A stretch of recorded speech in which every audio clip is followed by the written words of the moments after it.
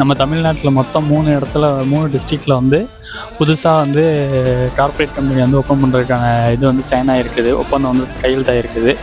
அதில் வந்து எந்தெந்த மாவட்டம்னு பார்த்தீங்கன்னா, காஞ்சிபுரம் மாவட்டத்தில் வந்து டேட்டா சென்டர் ஓப்பன் ஆகுது, கோயம்புத்தூரில் வந்து எலக்ட்ரிக் ஹப்பு ஓப்பன் ஆகுது, திருவள்ளூர் மாவட்டம் காட்டுப்பள்ளியில் வந்து ஷிப்யார்டு ஓப்பன் ஆகுது. மொத்தம் 18,200 கோடிக்கு இதாகுது. இதனால் என்ன பிரச்சனைன்னு நீங்கள் கேட்டிங்கன்னா, ஆல்ரெடி வந்து நம்மகிட்ட வந்து பவர் கட் ஆகிட்டு இருக்குது.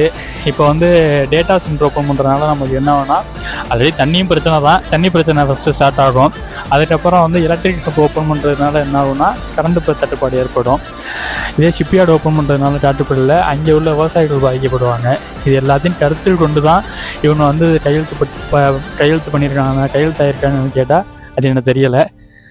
இதுக்கு மேலேயும் வந்து மக்கள் வந்து சும்மா இருக்கிறது வந்து எனக்கு ஒன்றும் சரியாக படலை. நீங்கள் தான் யோசிச்சு முடிவு எடுக்கணும்.